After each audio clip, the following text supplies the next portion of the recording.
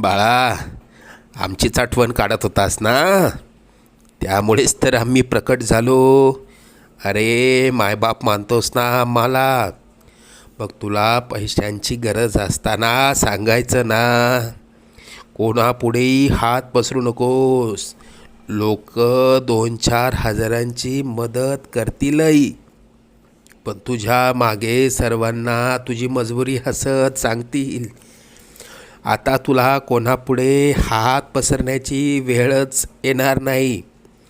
तू आजपर्यंत भरपूर दुःख सहन केलंस.